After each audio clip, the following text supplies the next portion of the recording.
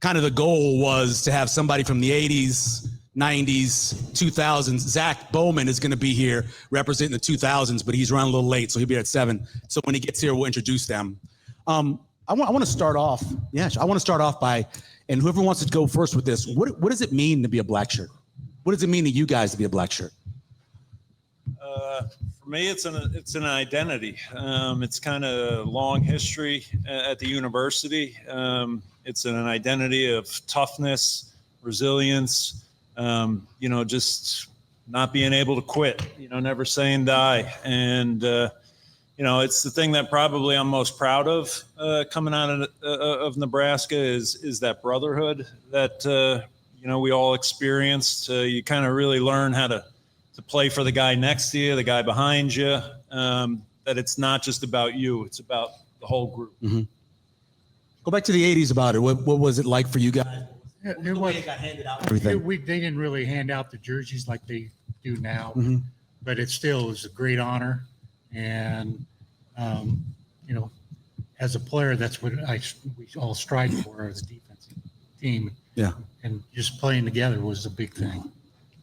Go ahead. Yeah, I want to touch on what he said about them just passing them out. Most of them aren't being earned right now. That brotherhood is sacred to myself, Bret, Jason, a lot of other guys. But the way they're issuing them out right now, it's heartbreaking. It's a brotherhood that it's an identity, and it's something that, like he said, you strive for, and you wanted to keep it, not only for yourself, but for the guys that's going to come before you and the guys going to come behind you. So I just don't agree with the way they're doing it right now. What's the way they should do it, Jason? Well, I mean, I think, the way that I was used to was the week leading up into the first game. If Coach McBride saw that, or if he deemed that only, 6 of you were worthy, then only 6 guys had those jerseys. If you started off the season with a black shirt, and so it wasn't always 11 to start the season. No. And I remember, it was either my junior or senior year. Maybe it was my senior year, I think, after like Central Florida or something, which was kind of a close game. I want to say we went from 11 to back down to like 3. Oh, wow. Yeah. So that's, it's humbling too. When you start the season off and the team has done nothing but win, and then you get to your locker on a Monday and now you're wearing a yellow gold shirt. Wow. But it was used as he used it as a motivator. I've seen recently, going off what Kenny said, where they've used it to keep guys here from leaving. And that is not what it's meant for. And, whatever, they can do whatever they want, at the end of the day. But at the end of the day, you better win. Yeah. Can we agree, though, because we have to kick him off of here because our other black shirts here. Can we agree that Johnny Rodgers doesn't get a black shirt? Because he's always telling me he deserves a black shirt because he was on the field on 4th down. Mm-hmm. So with the black shirts. With the black shirts. That's true. Can he be an honorary black shirt? They were blocking. That's true. Yeah. All right, our final black shirt came to the Huskers after graduating high school in Alaska and 2 years of junior college at New Mexico Military Institute, a 5th-round pick by the Bears. He played 8 seasons in Chicago, New York, and Miami. Currently, he's Director of Youth and Education for the Urban League of Nebraska. Please welcome number 1, Zack Bowman.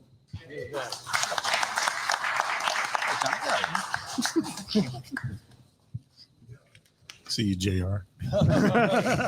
He's always telling me he's a black shirt because he was on there in 4th down. Everybody's doing good? Appreciate it. Thank you. So we'll bring you right in and ask the question we started off these guys with. What does a black shirt mean to you? Well, first of all, apologies for being tardy. My son had a decal thing at his school, so I was participating in that with him. But black shirt means everything to me. I mean, I was very fortunate to be a part of the tradition. And I don't know if you guys know this, but my senior year in 2007 wasn't a great year. Yeah. And we didn't live up to the expectations of what it means to be a black shirt. So me as a team captain, I turned my black shirt in. And, follow suit, then everybody else started turning in because we wasn't living up to the expectations of what it meant to be a black shirt. And it means everything to me. What happened? Because 2006, obviously, you lost some pretty good players, and Carricker left, and Jay Moore, and lost some other guys. But that season coming in, there was a lot of expectations. You had that USC game online. It looked like it was going to be a good year coming off of going to the Big 12 or Big 12 championship game. What happened in 07? You know what? Faces change, but expectations stay the same. And with the changed faces, the expectations just wasn't there. We became comfortable with being comfortable. I remember after we played Auburn in the Cotton Bowl. Yeah. And I remember at the end of the season, they brought me in and was like, hey, we kind of want to go to this, cover 3 fire zone system. In 2006 and 2005, our success, we was a quarters team. And so, when we made that change, you either your scheme fits your personnel or you get personnel in to fit your scheme. And we didn't have neither one. Yeah. Let's talk a little bit about, because you've been around the program in a number of different ways, talk about what it means for these in-state players now, because with the way it's going to be with NIL, the way it is with a roster limit, we're not going to have as many of those walk-ons. You've spent a lot of time talking to in-state guys. What does that mean to you? What are your thoughts on that? Well, when they first gave me that position, I took it and I ran with it because I knew what walk-ons meant to this program. Now, like you said, they're dumbing down the roster, and that's going to hurt a lot of in-state kids. You got a lot of kids that were walk-ons that are on scholarships. Like there's still 2 now on the roster that I recruited that are on scholarship now.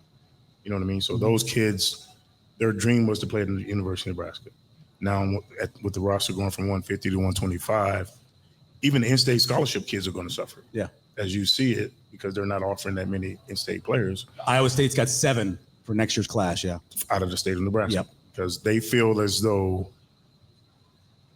can't speak for them, but just the way it's going on, what's going on and looking from the outside in, that those kids aren't as good as the guys they think they can pay for. Yeah. Rick, talk about growing up in Nebraska City. Well, that was another thing, like the walk-on program. A little bit closer to the mic. Mitch Crank. Oh, yeah. And he played for the Bears in '85, got a Super Bowl ring. Greg Orton played for Detroit. Both those guys were walk-ons and earned their scholarships by the time they're juniors. And it showed other people how hard they had to work to get there. That's one of the things I always hear from you guys, Jason, is that walk-on is gaining on you as a scholarship guy. It drives you to be better.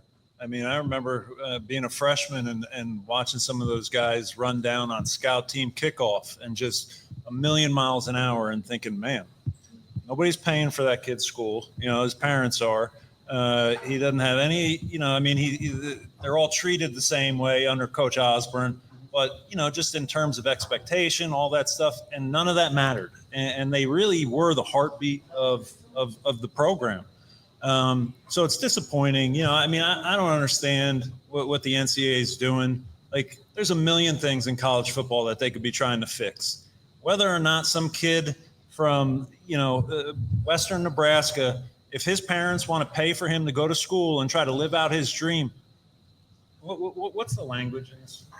You can use everybody's okay. Everybody's grown. Why the fuck? I was waiting on do that. They give a shit? Yeah. You know what I mean? Like, Right. I just don't understand. You could fix the transfer thing. You could fix the NIL. And I'm all for the kids getting paid, but it's out of control. You know what I mean? Like, it really is. Like, you got unproven players that haven't played a down yet in college, and we've all seen guys that have come in, 4-star, 5-star, and especially at Nebraska, sometimes they have a hard time because I think of the attention and the eyeballs that's on them all the time.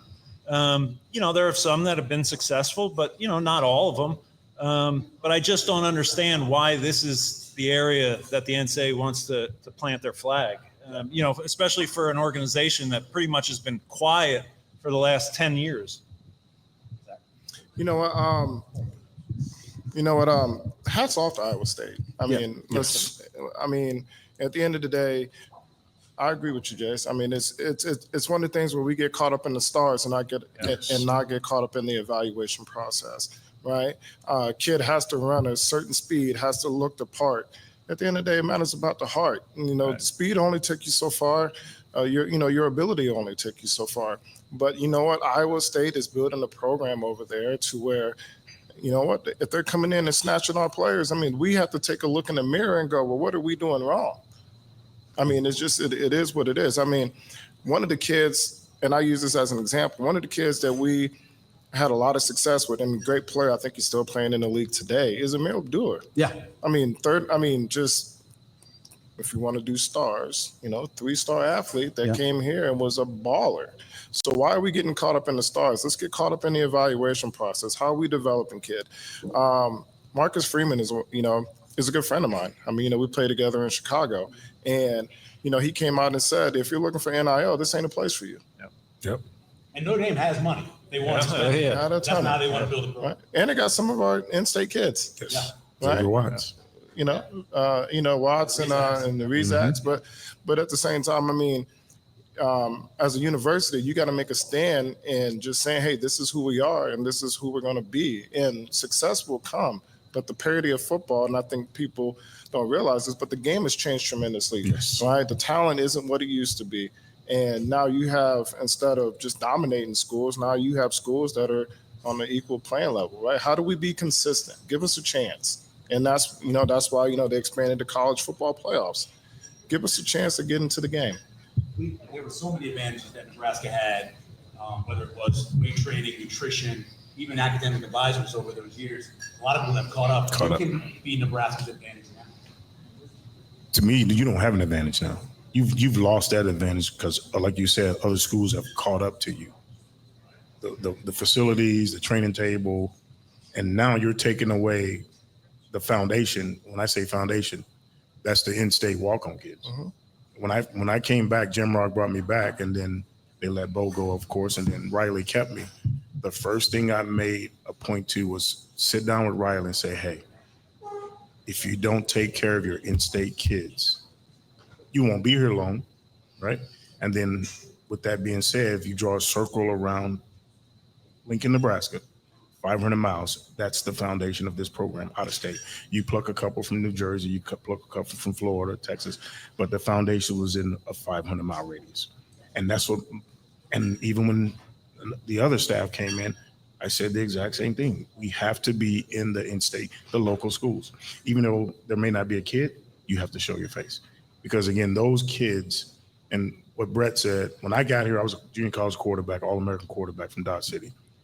And they moved me to receiver. There was 2 walk-on kids in front of me. I can run faster. I can jump higher.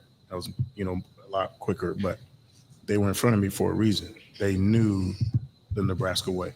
They taught me the Nebraska way. And so that's why I made a point when I took that role as the walk-on coordinator, it was like my baby. I made sure that I took pride in it, and nobody looked to it like it was like, let's push that to the side. Bret, growing up in Nebraska City, what was like your history? Did you go to games? Always wanted to go to Nebraska? What kind of walk us through? Well, I always wanted to be a Husker, growing up. Didn't go to too many games, but always listened to radio and watching Thanksgiving game, watching Johnny run for touchdowns and stuff. And that's where I wanted to be. And had other scholarship offers. Pretty much just, when Coach Osborne offered me the scholarship, everybody that came in recruitment, I said, I don't need to talk to anybody else. Yeah.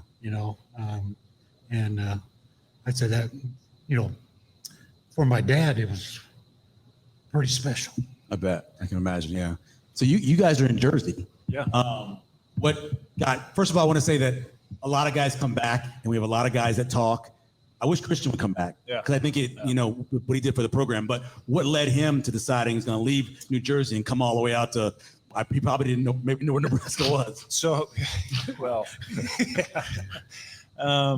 Christian coming out of his junior year, he had pretty much everybody in the country that wanted him, and it was literally like an hour before kickoff of his first game of his senior year, where they declared him academically ineligible. They said he transferred high schools too many times, and he was deemed ineligible for his senior year. In New Jersey, you can play like 3 preseason scrimmages against other schools. So Coach Osborne had scrimmage tape, and he said, that's enough. He goes, I don't need to see any more. He goes, we still want him. So everybody fell off of Christian's, recruiting trail other than Nebraska and Temple. Wow. Yeah. So it was an easy pick for him, to pick between those two. But, going back to what you said before, I think, when you talk about, having Nebraska kids on the roster, especially in today's world where, it seems money talks, I don't think you have to worry as much about the Nebraska kids wanting to leave and go see, well, is Kansas State offering, maybe I can get an extra 50 grand. Like, it means something to these kids to come to the university and play at Nebraska. I think when you're dealing just with, kids from Florida, New Jersey, wherever, Texas, California, I think it's easier for them to say, I'm not playing here. Let's go here, because when the Nebraska kid does it, it's an entire town, especially when you talk about small town, like that follow these kids' careers down to the university. The whole town shuts down, to watch and see if their local boy's going to get to play today. Right. And you lose that when you don't bring in these Nebraska kids. And that's a big part of, I think, the program. I mean, I truly believe they are the heartbeat of our program. If you haven't read it before, Henry Cordes of the World Herald wrote a book about Devaney and building a dynasty. And in there, Bob Devaney mentioned many times that he wanted somebody from every county. He wanted somebody from every small town for that reason. Yeah. And it's a good way to fill the stadium if your whole family's coming. Right. Zach, get into, so I'm guessing you were a military brat based off where you were? Yep. All right, so you're in Alaska. What was the recruiting like when you're getting recruited out of Alaska? Oh, man, listen, we had a guy by the name of Tui Ala Ila Falo Ula. Did that twice. Yeah, Tila Ala Ila Falo Ula. He ended up going to UW. And Nebraska actually came up and they were recruiting him.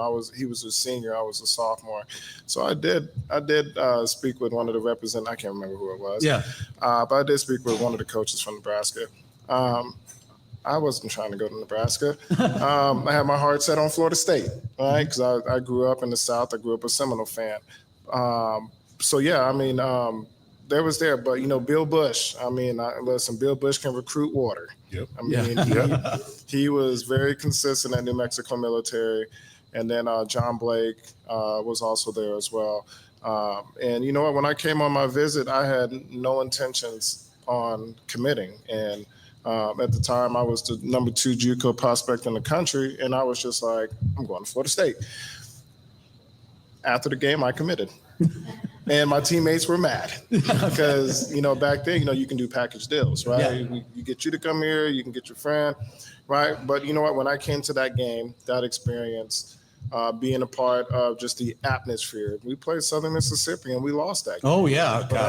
But I still felt a part of the family. I still felt a part of the community. And I was just like, and I looked around. I was like, is this a place for me? And it was. And believe it or not, true story, 2 weeks later, guess who calls? Bobby Bowden, Florida State. And I said, you know what, Coach, I'm a man of my word. I say I'm going to go to Nebraska. That's where I'm going to go play my college football. And you know what? The rest is history. I've been very thankful. I've been very blessed by the fans, by the community. This is my home. I've been living here for 12 years now, and I coach at Omaha North. I coached at Midland with Jamrock for 5 years. My kids live here. My wife is here, so it's just been a great experience. Yeah, it's funny when you think about where you were. Any little thing differently, you don't have this life.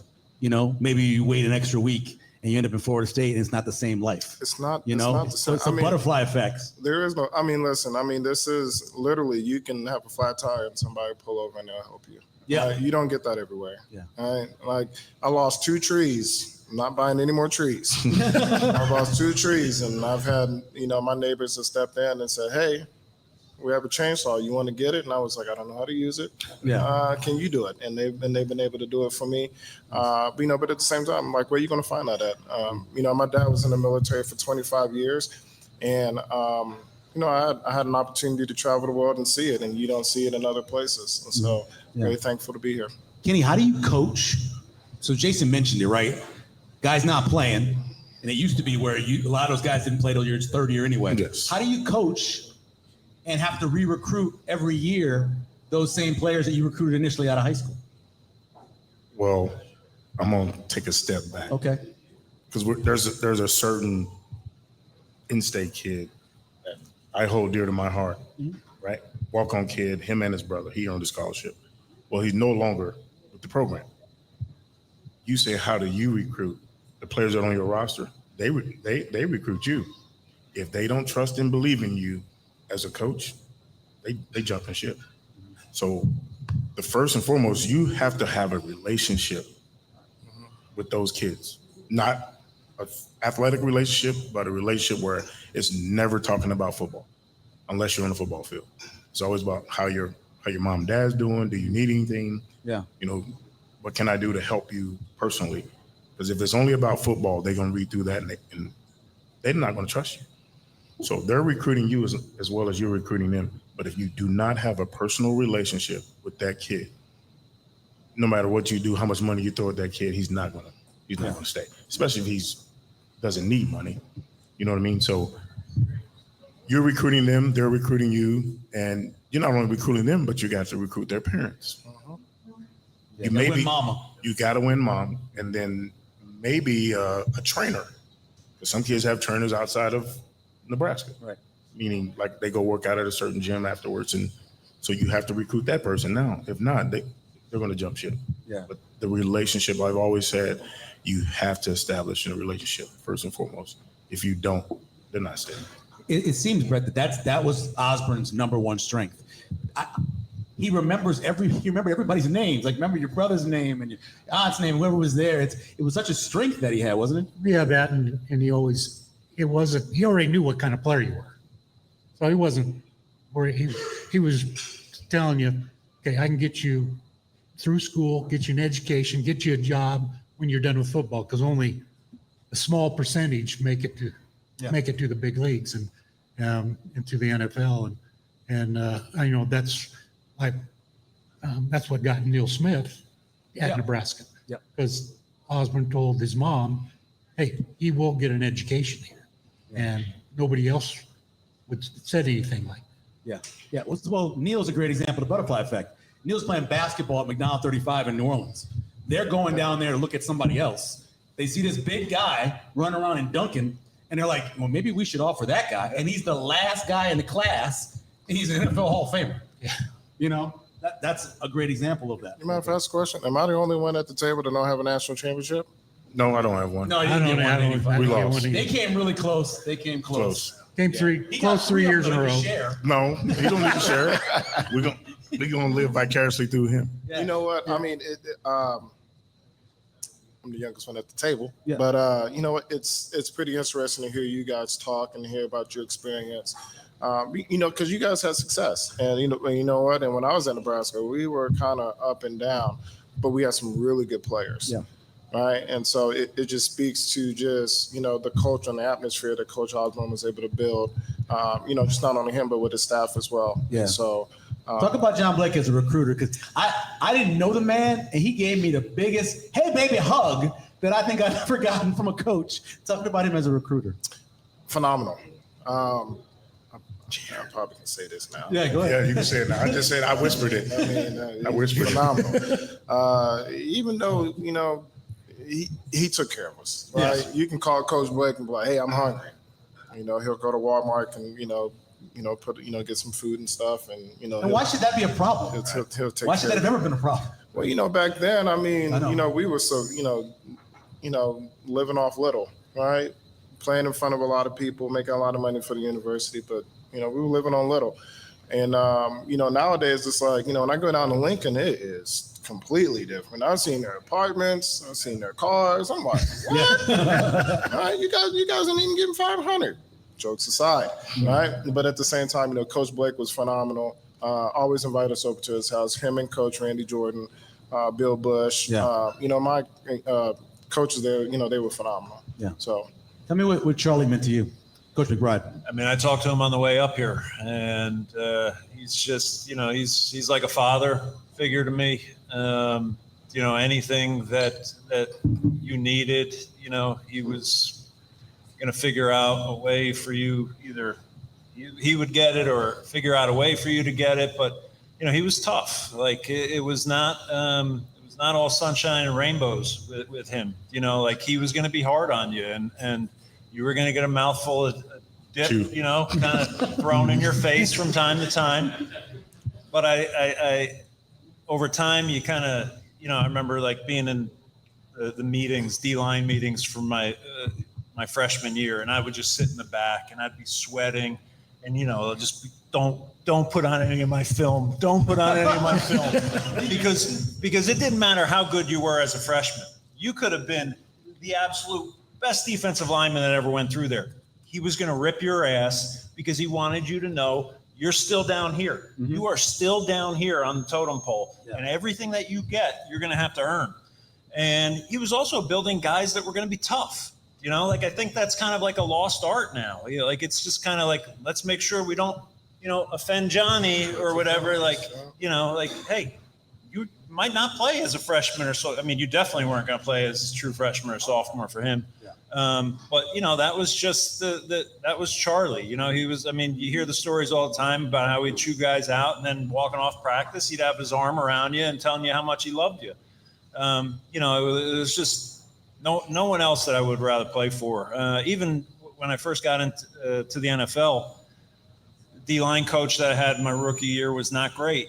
And I would be on the phone with Charlie on my way home from practice, and he'd be in there with the guys in meetings and stuff. And, when this happens, what happened? What am I supposed to do? And, how are you supposed to play this?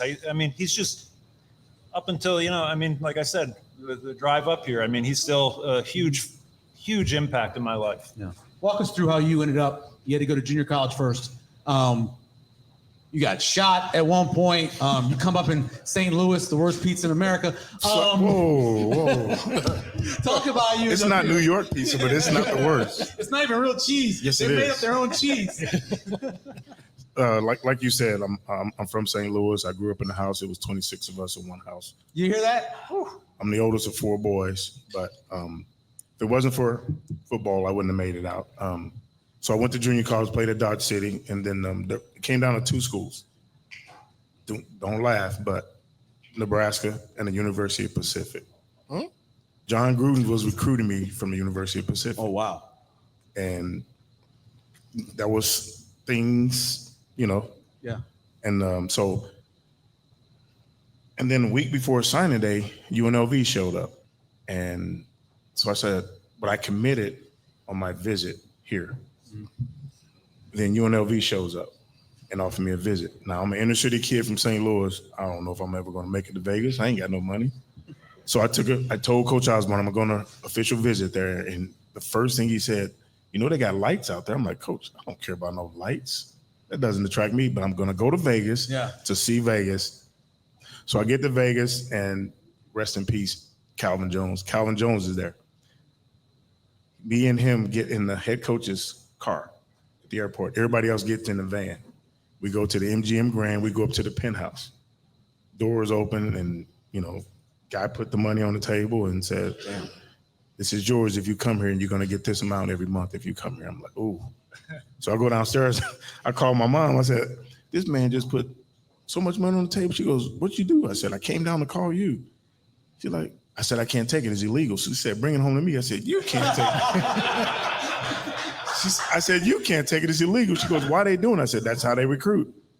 So we go to the basketball arena. This is when the UNLV had Larry Johnson, Stacey Augman, 91. And 91. Mm-hmm.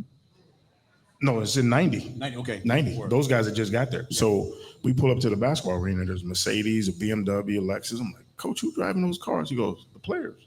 I'm like, what?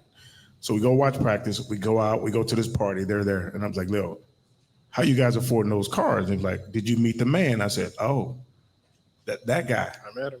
Right. So I leave that visit and I call Coach. I said, Coach, I'm committed to the University of Nebraska. It was a great visit, but I'm coming there. Summer before I reported, we get into a family fight. My little brother, guy pulled out a gun. He went to shoot my little brother, and I pushed him. Got me in my arm, luckily. So I take off running. My mom said, call Coach Osborne. We're getting you out of here right now because your brother's going to get you in trouble. So we called Coach, and he said, yeah, bring him up early. So I get there. My mom said, tell him. I was like, I'm not telling him because the bullet hit my bone and stopped. They left the bullet in. If they went in and take it out, it would damage my muscle tissue. So they left it in. So we meet at the apartment I was going to stay in for the summer, and I said, Coach, I got shot yesterday. This man looked at me and said, with a needle? I said, no, Coach. So I pulled up my sleeve and it was bandaged, and I said, the doctor said give it about a month to heal, and I should be fine. He looked at my mom, and he looked at my dad, he looked at Coach Brown. He goes, do you mind if we keep him here to get him graduated, get you guys out of the neighborhood? That's when I knew I made the right decision. That's when I knew I made the right decision, because I knew he not only wanted me for my athletic ability, but he cared about me as a person. And like Jason said, between him and Coach McBride, I can call them both now, and they'll pick up the phone. First thing Coach Osborne does is ask me how my family's doing. That's the first thing he does. How's your family doing? He never talks about how I'm doing. He always asks about my family. Yeah. So that's the kind of relationship that I have with him. He had with all his other players, and that's the kind of relationship I tried to establish with the players I coached. Yeah. Who was the coach on the staff that you were closest to? Well, probably Bob Thornton at the time. He was their defensive back coach and stuff, but Coach McBride also. I just we're playing with all players, and I don't see when I watch games and stuff anymore. Halftime comes and we don't improve after halftime. Huh? And Adjustments and See the stuff. same thing. And I just as much. And with McBride and Darlington, we'd go in there at halftime. Every play that got over 5 yards was up on the board. Mm-hmm. What we were going to do to resolve it. And he went out second half, and Coach McBride he'd throw a speech at you, and it re-energized you, and it just like it was, the start of the game again. Yeah. And so that was one of the things, though, that we don't talk about now. You don't have it really is the consistency of that staff, right? Yeah. I mean, you had the same guy. I was sitting there talking to George Darlington the other day. He managed there for 30 years. Yeah. You rarely ever had anybody leave. So you guys all knew what you were doing. They all knew what they were doing. They knew how to take care of you guys. They knew how to put one guy's yelling, maybe the other guy's comforting. Absolutely. As well. Yeah. That was part of it under Coach Osborne. And even though Charlie was my coach, I could go to Coach Sam with something. You could go to Coach D if you wanted to. Everybody was accessible, and you knew everybody. It was a big thing for Coach Osborne that when you came into the program, you knew everybody. You knew all the secretaries. You knew the names of their kids. You knew all of that stuff. Because it was a family atmosphere, an environment, culture that they wanted down there in Lincoln. It's like when you know something, when you know the guy next to you, when you know who you're playing for, when you want to play harder for them. When you care about them, you want to play harder. It's not just another body that's next to you or somebody else that's telling you what to do today at practice. I know, like Charlie, everything that came out of his mouth was for me to be a better person, a better football player, whatever it may be. Ultimately, a better dad, a better husband. So that was just the environment, that was the culture down there, and Zach, you said you're not seeing adjustments either. Oh man, you guys are lucky, man. I had literally one of the most hardest coaches you can ever have in Nebraska. You knew my coach, Phil O'Mation. Oh man, Lord. He was tough. And that's why he was only a year for so many schools. Right. He's been to 20-something schools. And I was like, man. Yeah. Right. But I would tell you this. He knew his stuff. He just didn't know how to communicate and talk to players. When I made it to the next level, each of my position coaches in the NFL was like, who is your college coach? And I was like, Phil O'Mation. And they literally looked at me and said, if you can play for Phil, you can play for anybody. Literally. And so, a funny story. My last year, I go to Miami, and believe it or not, Eric Stokes. He was our assistant GM, and he called me and said, "Hey, can you give me one more year? We need a vet. We have some young players. I was wondering if you can." So I did it. Sue was with me, and my position coaches came into the meeting room one time, and they were laughing, and they looked at me and was like, "We got a special guest for you." And sure enough, Coach Mason came walking through that door, and I was like, "You gotta be kidding.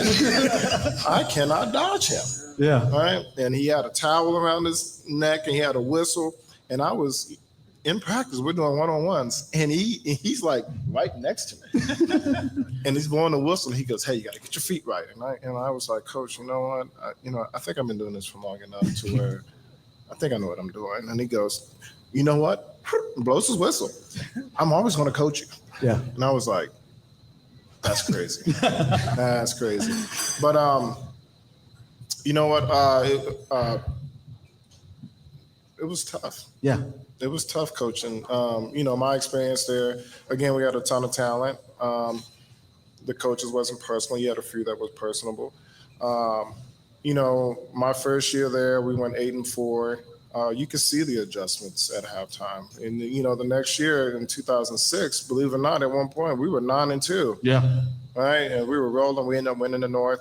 And then the last year, the wheels fell off the bus. We wasn't making halftime adjustments. And I think, we got spoiled with Bo. You know what? And we were winning. We had an identity. You knew who we were. We were going to be a tough team. We were going to play defense. Offensively, we'll try to figure it out, right? But, we can hang our hat on something, right? And then, just within the last few years, to your point, you can watch, the first half, and next you get to the second half, and you're like, what are we doing? Yeah. Right? Like, a game that I remember last year, Illinois, the guy ran right literally through the A gap and sacked the quarterback, and that was ball game. And, for a while, we had that curse just hanging over us. It was like we were just waiting for a bad play to happen. What game was that where we threw a pick? It was like, a minute something left to go in the game. We threw a pick. I think it was like Northwestern or something like that. We threw a pick, and it's just like, why are we throwing the ball? Yeah. Like, we have the game in hand. Let's just, nickel and dime down the field. So it's not my job. It's not my place. I'm not coaching over there. I'm just a fan. I'm watching. Yeah. But definitely we like to see them make some halftime adjustments. Again, we're there, right? We just got to get over the hump. Yeah. Talk to me about Coach Rule, what you've seen so far. Because one of the things you were talking about earlier, he does know everyone's name. Like everyone in the lunchroom, he makes sure that all the players know it as well. So that's certainly. But what are your thoughts so far on him? I think mostly what I see and hear from guys is the accountability piece a little bit better. That's what we were lacking my 9 years. Well, not 9. Bo, there was accountability. Riley, Frost, with Rule, right. Most of the players, to be honest with you, they fear him. They're afraid. Yeah. So that's a good thing, and it can be a bad thing because you don't want to rule with an iron fist. Sure. But you still want them to be accountable. Make sure when you're in class, your hat's off in class, your hoodie's off in class. Be presentable while you're in class. Yes. So that piece has changed, and I think he's got him moving in the right direction. I think the changes that he made on his staff may be better for him this year. I guess the jury's still out. We'll find out next Thursday. I thought everything was going to work with Scott. Said it when he got here. I really did. I thought they had a nice from top down. I don't think it ended up working out like that as well with the AD relationship and him. Obviously, you guys were good friends. What do you think was the biggest problem over those 5 so years? Well, I don't know if I would consider us good friends. I want to jump in on that one. I don't want the wrong idea to get out. Right. Well, I read the one other book that Henry Cordes wrote about the 96 year. Yeah. So we tried to make him quit every day in 95. Yeah. And that was the deal. Like, he was an offensive guy, and for the most part, we just hung out. Our circle was black shirts and D-line and linebackers and some secondary guys, and that was it. Scott just, I think in his own head, he thought everybody was against him. Yep. You know, that nobody was fighting for him. You know, we certainly had our disagreements on stuff. You know, You can keep it real. yeah, I mean, I guess with Scott I can. Yeah, you know, like he just was my biggest thing when he was being talked about for this job. I reached out to people that had kept more in contact with him, and I asked him. I said, "Is he the same guy today that he was back then?" I said, "Because if he is, then I don't want him here, right? But if he's matured, you know, and kind of become like a man." Then I'm all for it. And everybody that I talked to was like, "Oh, no. He's got his head on right, you know, is good." So I was like, let's do it. But, you know, at the end of the day, you got to love what you do. You know, I helped out down there for his last 2 years. Yeah. And there was a day where, you know, I'm down there and standing behind the offense, watching like a team period. And this is like practice that just started. We're basically like a week into training camp. And he comes up next to me and he's like, "Man, JP," he's like, "some days I just don't want to be here." I was like, is it the fact that a new season started? The fact that they're paying you $5+ million a year? I mean, what is it that makes you not want to be here right now? You know, I wanted to punch him right in the face right there. But, you know, it's, yeah, I guess you never really know somebody until, you know, they're put into that environment. And you know, he obviously, you know, I think he gets a bad rap when it comes to, you know, all of the drinking, the womanizing, all that stuff. Because you mean to tell me all that shit that's happened, right? With these today, you mean to tell me there's not one fucking video of him hitting on a girl in a bar or getting carried off a golf course somewhere, you know, in Omaha? Like, come on. There's got to be, you know, somebody took video, right? Yeah. So there's no video, so I don't want to hear about it. Like, I don't want to hear, well, my buddy told me, you know, people online, social media, well, my buddy told me he saw, you know, no. You either come with facts or, you know, don't ruin this man's life also. You know, I mean, I'm not that type of person. Right. But it just wasn't the right fit. You know, he kind of had this small circle and didn't really, you know, expand it very much. It was just basically like 3 or 4 people that he kind of was with all the time. And I don't think they were great influences on him. You know, but he obviously is the head coach and he's the one that's going to get the attention. Yeah. Understood. Go ahead, Zach. Oh, man. Whew. And I also know some recruiting stories from kids up here in Omaha that did not go well. Yeah. That did not go well. Not only Omaha, but one that's Arizona. Currently on the roster right now. Yeah, but you know, that was also not just him. That was part Dad's fault as well. Yes. The dad kind of, you know, they went golfing earlier in the day and, you know, And, you know, so, I'm not going to put all that one, but I do know some stories of guys that have gone on to be very successful, 2-time All-Americans, you know, probably same stories that you guys have all heard, where these kids wanted to come to Nebraska so bad that all they needed was like the meeting, you know, between coach and player to be average, and they would still have come.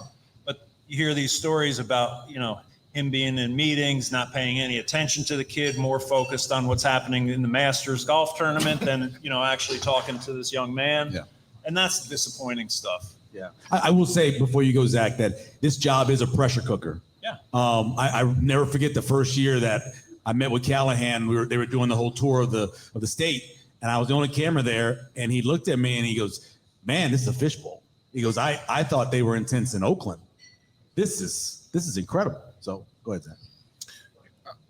I would say, we're closer. I would say when it comes to Scott, he's a great coach. You know, I think we hired him 3 years too late. I think, you know, he had success at UCF. And then, of course, you know, when he came to Nebraska, I think we put him on a pedestal that, that we didn't hold him accountable for. I felt like that every year we kept making excuses for him to why he wasn't being successful. You know, me, I like watching post-game interviews. And to me as a head coach, you don't point the fingers at your players. You don't do that. You have to take accountability. And after a while, it was like, well, this guy did this wrong and this guy did that wrong. And it's just like, when are you going to take accountability? When is your staff going to take accountability, right? Because apparently you're putting them on the field knowing that these mistakes are happening. So what is your evaluation process? Are you watching practice? Are you watching film? You know, me and Tony Veland went out to a practice one time and, you know, we watched the secondary and it was bombs over Badak, man. It was like, what is going on out here? Right. And then we turn around and then week 1, we played South Alabama and we're in a dogfight. And it's just like, are you kidding me right now? But, you know, I wish him the best of luck right now. I mean, you know, he's, you know, he has an opportunity. I think the talent level that he was expecting, you know, when he got here is, you know, is different. You know, Florida, you'll have a lot of bounce backs. Speed on speed on speed. You know, here it's a little bit different. So, you know, I don't wish him any ill will. I just, you know, just be humbled.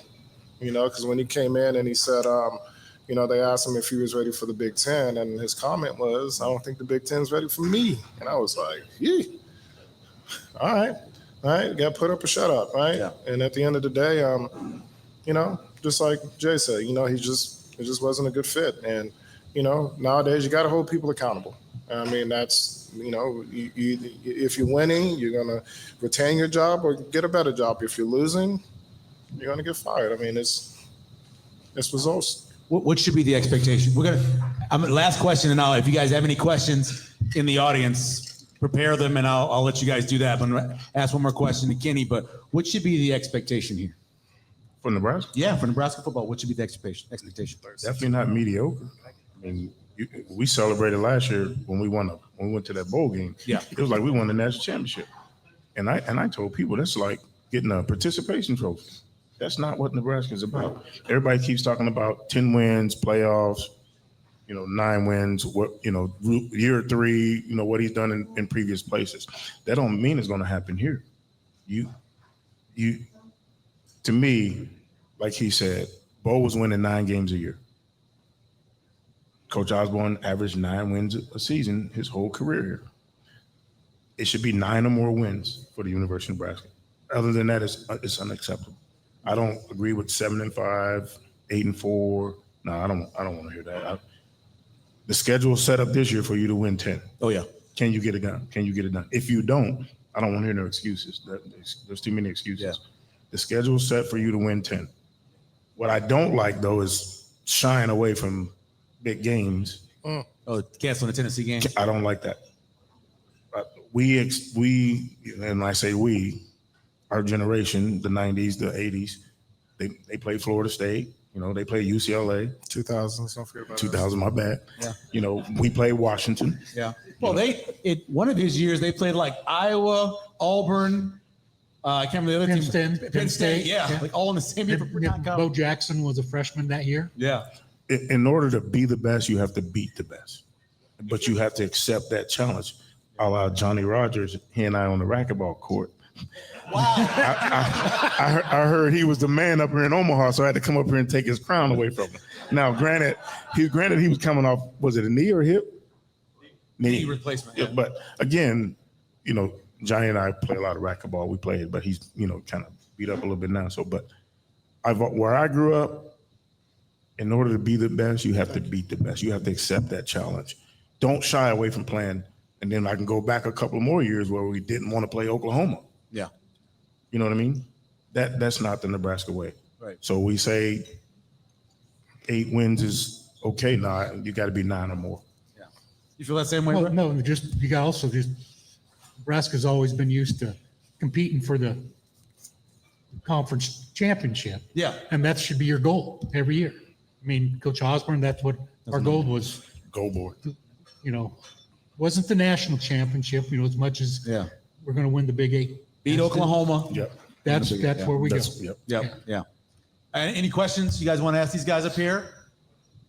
Anybody? Devin Come on, over there in the let's corner. go. Oh, go ahead, You James. know we got questions. So what do you think is the biggest factor now in recruiting, particularly in Midwest college football? I mean, we don't have mountains, we don't have oceans, and we have NIL. So what's the biggest factor? Money, right? It's money. It's money. Again, I coached a kid who's a head coach in St. Louis, and he's basically saying my kid ain't going nowhere but to the highest bidder. But when the NIL first started, a certain person said that was going to help Nebraska get over the hump. And I said, well, Nebraska's been at the bottom of the barrel for the last 5-6 years. No kid is going to want to take money and come here and lose. If he does, he's only coming here for the money. Now he has no loyalty to that place. That's what the part I was trying to get at was, now you're going to buy bad players and you're still going to be in the same situation you're in if you don't take an Omaha kid who you can develop and he can help you win, but you're going to spend time on a kid from out of state that, and even now I just heard a guy said, I went to Nebraska because they paid me more than KU. That's why Nick Saban got out the game. That's why he got out. Nick Saban didn't want to deal with the NIL stuff. He didn't want to, and I felt like that. This is just my opinion. I feel like that if you want to do NIL, fine, but you can't collect it till your junior year because that's when you can turn pro. You got to earn it. Right. Give me 2 years, develop academically, physically on the football field. And now, we can add that to your value. So now your junior year, if you want to collect NIL, you can collect it, right? Because after your junior year, you can turn pro. And that's the problem right now that you have is these kids want money. And, to your point, evaluations. Like, I coached at Millen for 5 years. We played one team that I can honestly say that probably would have gave Nebraska a run for their money, Northwestern, out of Orange City, Iowa. And they had some receivers, and I was like, hey, man, this is like D1 caliber kids, right? But again, they're playing NAI. Evaluations, like who are we recruiting? Is your coaching staff taking the time to go out and look for these hidden gems, right? Are we developing players instead of, we got the phones, you got social media, kids are making these accounts, they're playing 7-on-7. Cool beans, you can look good, but at the end of the day, can we find a hidden gem that we can develop and to be able to put into a player? When you look at Nick Saban's success, all he did was take a page out of Coach Osborne's book, right? When he first got to Alabama, they wasn't that good, but what did he do? He stayed in state, recruited in state, developed those kids, and now Alabama, they look like a machine. I mean, every year you see his team go out there, and it's just like, what is he doing? He's just recruiting in state, developing, building relationship with those players. Yeah, Saban and his entire staff, when he was at Michigan State, they came to our spring ball going into 1997. We had played them in 95 and 96. So the home and home was over with, and the entire staff came out, and they stayed out in Lincoln for 3-4 weeks. And they were at every one of our practices, in our meetings, and they basically took that blueprint that we used about being physical throughout the week to the point where practice on Tuesdays and Wednesdays were going to be more difficult, more physically demanding on a player than what he was going to see on Saturday. And, that's what he went down there. And, not to say that he didn't have any, he cultivated into his own sort of deal. But, yeah, I think what a coach has to do today is you can't just be looking at the player. I think you have to look at the family. You have to look at the parents, and you have to get a grasp on whether or not this kid is going to be a guy that after every single year is peeking his head out there to see where can I get 50 or an extra $100,000, right? I went to the Notre Dame, Penn State, the Orange Bowl this year to watch the Zack kids and spent 2 days down there at the Notre Dame hotel. I was so impressed with the kids and just having conversations with them, shaking your hand, looking you in the eye, like not, looking for their phone to get in the head, like they were just dialed in. And And the more that you learn about Marcus Freeman and the type of player he's looking for, the type of family that he's looking for, you understand why they have excellent culture there.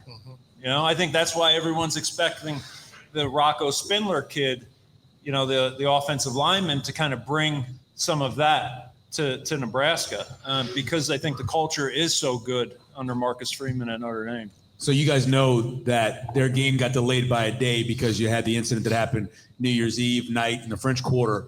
All of those parents and people that were there had to stay an extra night. Notre Dame paid for all that cost. They paid for the hotels. They paid for everything. They had to put their change of flights because everybody who had to stay there for the next day because of that. That's culture. That's taking care of your people. Yeah. You know. Anybody questions? Come Also, I on. want to recognize Don Bacon, Congressman Don Bacon, for being here. Thank you very much. Also, a couple our board members, Dick Zachariah, who is our secretary. Not our secretary, sorry about that. He's our treasurer. He's even more important than secretary. And then Rob Trebelko, who's also a member of our board as well. And of course, Johnny as well. Any other questions you guys want to ask? We don't want to forget about you guys in the back. Somebody ask a question. Come on. Yeah. So obviously you guys have all experienced success at one level or another. I don't know if can you guys hear me? Do I need to speak? No, you're good. You're good. All right.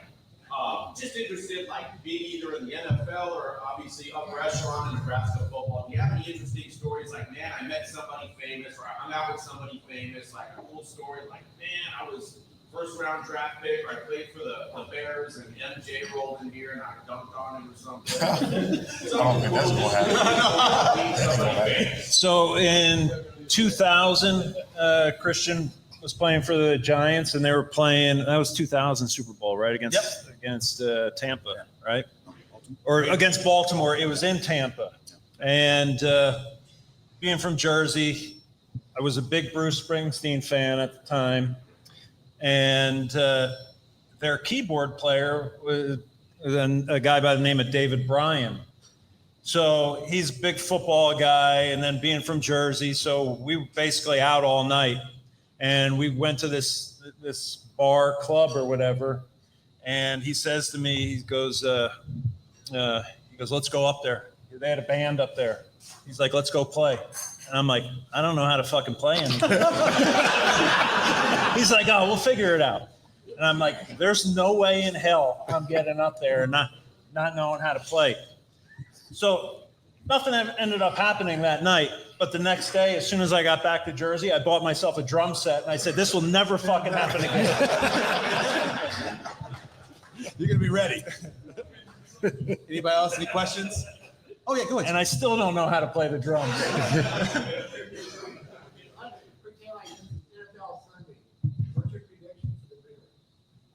For who? For the Bears?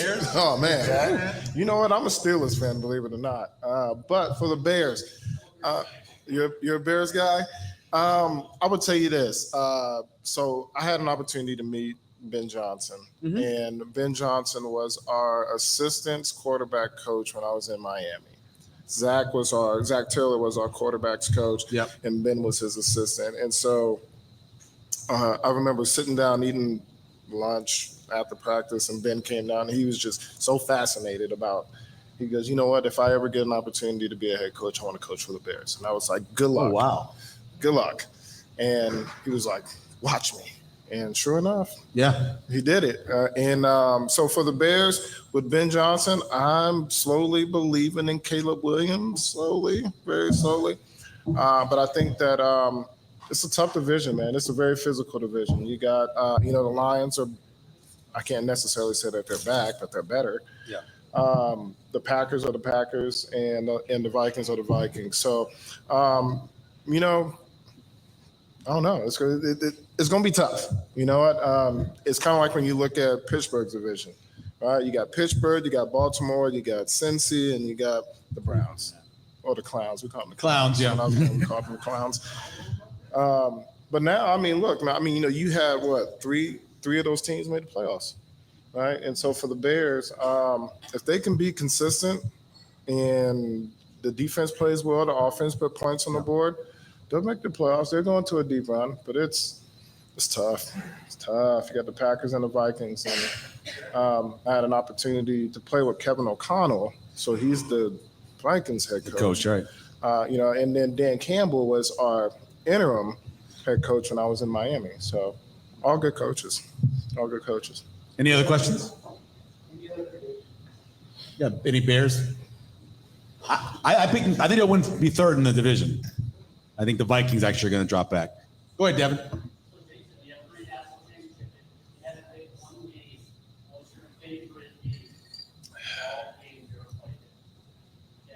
Actually, none of the championship games. It's probably the '96 Colorado game. That was just a defensive battle. It was kind of raining, sleeting, snowing that day. There was a Detmer playing quarterback. So, yeah. And, it was we always loved playing Colorado because they were a program that usually had better players individually on the other side of the field. But they didn't have our culture and they didn't have our work ethic. So, going 4-0 against those guys is pretty satisfying. Ironically enough, when I got into the NFL, some of my closest friends were Colorado players. Not Ray. Actually, Ray though. Oh Lord. Up until that happened, you would have. If someone asked me about him, I'd say Ray's a good guy. Honestly, the two things he cared about: women and cars. That was it. He didn't have any financial, knowledge about him. Every dime that he had was in his checking account. And it's kind of crazy. But Ray was a good guy up until you heard, that he tried to kill his baby's mama. But I think he's out now. I don't know what life is like for him now, but can't be great. But yeah, like Hannibal Navies was a linebacker for them that I was good friends with. We had a bunch of guys from Colorado. So, there's, even though we hated each other when we were in college, there was just a respect because those were a lot of tough games. They had good players and good teams. We just were better. Good, sir. We were talking about this on the way over here. Our D-line was a real staple last year. And now this year we're going to be young. For you guys that have been practice, what do you think about the D-line coming up this year? Well, the way it was described at Big Ten Media Days was they're going to be hell on wheels. So to me, that means they're going to be pretty damn good. But if you say those things, you better fucking back it up. You better back it up, and I think that's the biggest concern. There's a lot of talk coming out. Everyone's talking college football playoff. There have been comments made about this being the team that, we've been waiting for. Oh, it's out there. Oh, yeah. Oh, it's out there. Yeah. You'll be able to go 10-2. Nebraska. 10-2. Like going from 6-6 to 10-2 or 11-1. That's when you got, I think, like 75-80% of your players are like freshmen and sophomores. Yep. So That's tough. yeah, I don't know. I really like Riley, but he's young and he's, really untested. Elijah, he's kind of been this guy, was at A&M to start his career and then he's here. He was a guy that, he put some music out during the season, like on social media. And it's like, I just don't know where they get the time because I remember back when we played and like you had maybe an hour, at home where you could maybe watch some TV. For us, we would, do practice. We'd lift after practice. You'd go to training table, you'd eat. Maybe you had a tutor or something. I had many tutors, and then you got home. And for us, the D line, like myself, Wistrom, Tomich, my brother, we would all get in the car then, and then we go and we train more at Gold's Gym. So even when we weren't at the stadium, we were still, the brain was football, like either game plan or how can we get better? I mean, obviously being linemen, like it's important, like you want to be stronger than the other guy. So, when you see guys and they're doing all this extra stuff, podcasts, all that, like Jason, they're building their brand. You got guys. You know what our brand used to be? Winning. Fucking toughness and winning. That's what will keep kids wanting to come to Nebraska. So you don't have to go out. You don't have to talk them into coming. They want to come, right? Because they want to be part of that. They want to be part of something special. But when it's just about all the bullshit, you're going to be looking for a new coach and new players in a matter of a year or two. You know what I mean? Like, make it about the football. That's what was great about Bo, right? It was about the football. He just needed a little softening in some areas, you know, that he was not willing to soften. No, he was not. You got guys walking around with camera crews. Yeah. Seriously. You got players on the team walking around with camera crews wherever they go. Yes. Yes, not for real. No, dead serious. Yeah. They know had you this went about- basketball thing in Lincoln, that YouTuber guy. And I take my 11-year-old son there. I never heard of the guy, but I saw 4 players with camera guys walking with them. I'm not talking about like phone cameras.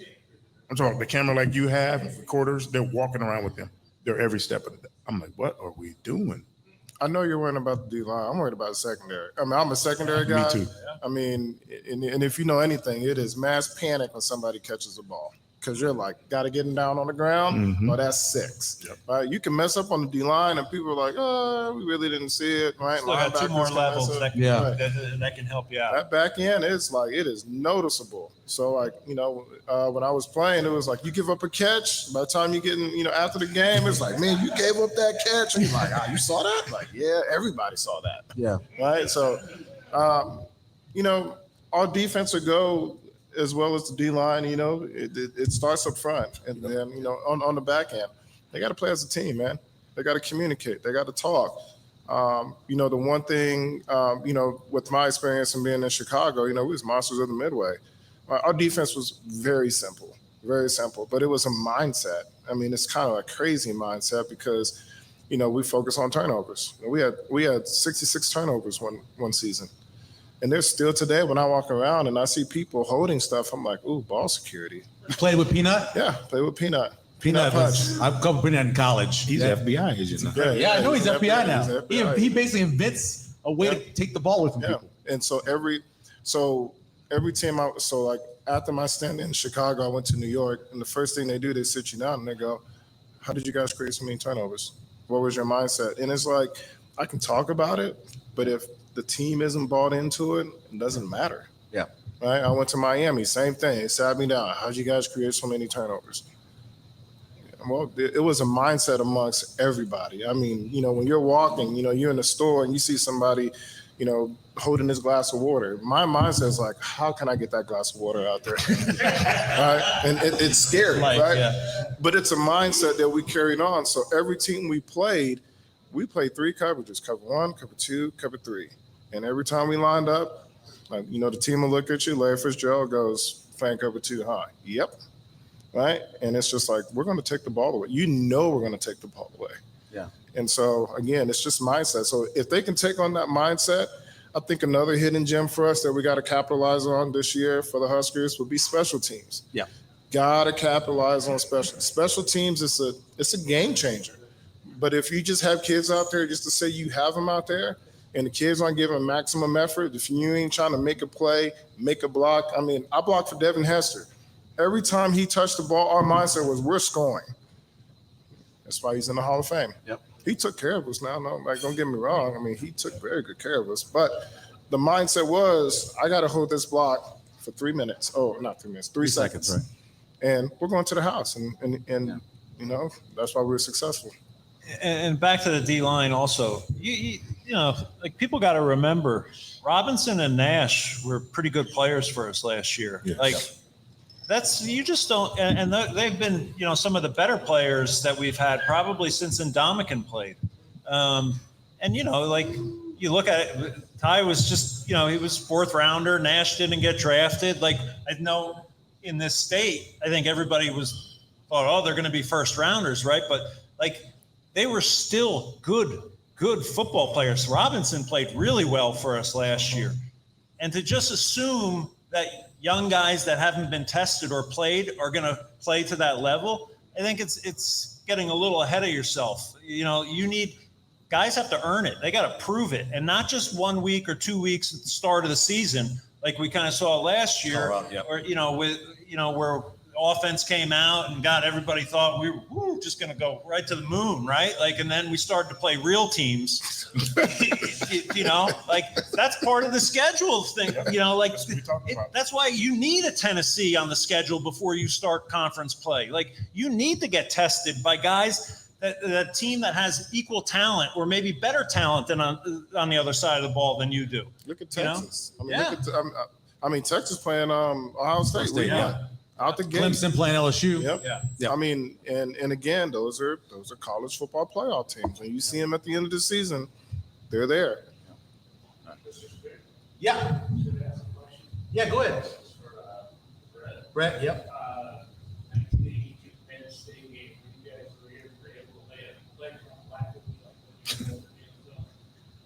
That's 43 years ago. That's still on.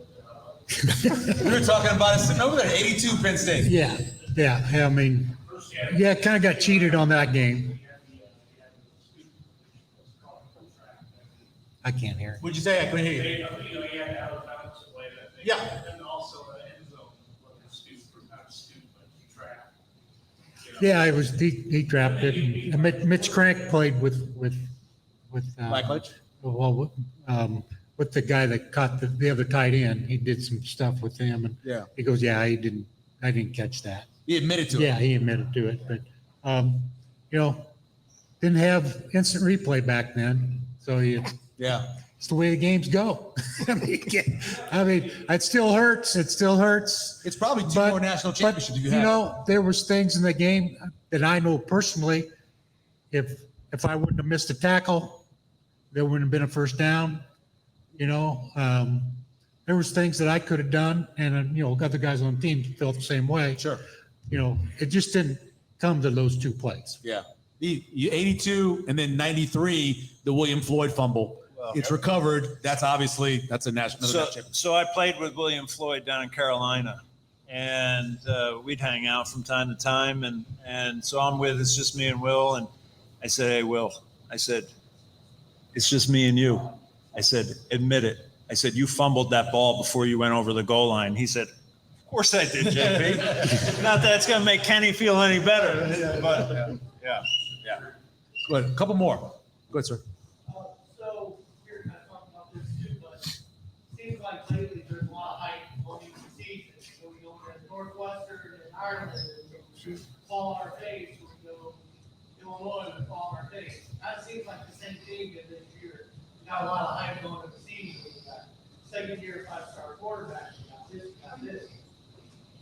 I mean, is Cincinnati going to be the same thing? To start with, though, I think in the way that you phrase the question, I think we need to start, forget he's a 5-star quarterback, right? That was high school. Yep. You know what I mean? I don't give a shit what do you do, how many stars you got next to your name. Once you get here, now everybody starts over. That's the way that it used to be. That's the way I think you got to get back to it. I think how things start in this state, especially because social media, you got a big 35, 38 and under crowd, right? And that it's amazing what can generate from social media. And you get these people that just start drinking the Kool-Aid, nonstop. And I mean, before you know it, now we're a college football playoff dark horse, right? And it's like, how the fuck did we just went 6-6 last year.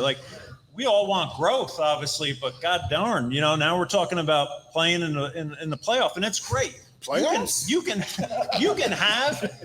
You should have those goals and those dreams. But how about we just keep them to ourselves? Yep. Right? Let our play do the talking. All that shit that comes now and before the games doesn't mean anything if you can't go out and execute. You got to win football games. Otherwise, it doesn't mean shit. And in fact, what will happen, the more hype, right? And the more that they feed into it, the harder the hammer is going to come down if they don't win, right? Yeah, because it builds everybody up, and then boom, we come smashing back down again. And then ultimately you fire a coach, and then we're in the same situation that we were, for the last 15, 20 years. Yeah. So it would be great, I think. And, I mean, I can speak for the three of us, and I'm sure, Zack, it was different, different coaches, wasn't part of the Osborne kind of era, but, it was, be humble.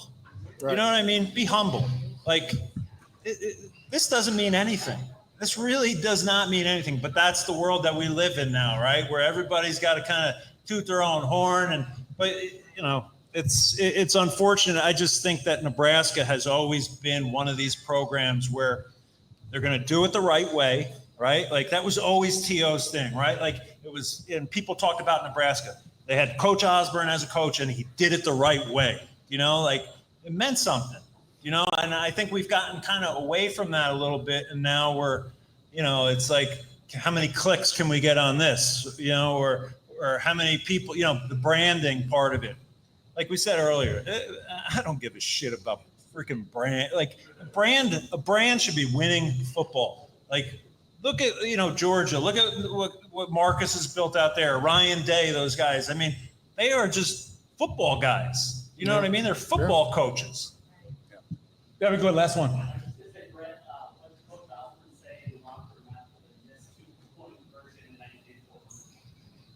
Well, basically, he just apologized to the seniors as it was their last chance to win the national championship. And he just told us to come back next year and do it all over again. Right. I mean, he kept upbeat. We were, people, pretty down, but. All you guys wanted to go, right? Yeah. Right. Yeah. Everybody wanted to go. Yeah. Right. You would have been disappointed if they didn't. Right. Yeah. I mean, I didn't even think about kicking the ball. Yeah. And like I said, had all the trust in the world, Turner Gill and Jeff Smith, great players. Yeah, no doubt. Hey, thanks everybody for coming out. Jason Peter, Zack Bowman, Kenny Wilhite, Bret Clark. If we, how can we donate to your great cause? So also on Give Butter on that website where there's a place to donate as well. You can donate. We also we'll do the raffle in a second. If you want to buy extra raffle tickets, we are selling them 1 for $5, 5 for $20 if you want to do that before we do the auction. We have some auction items down here. But thank these guys again for taking their time and coming out. Thank you very much.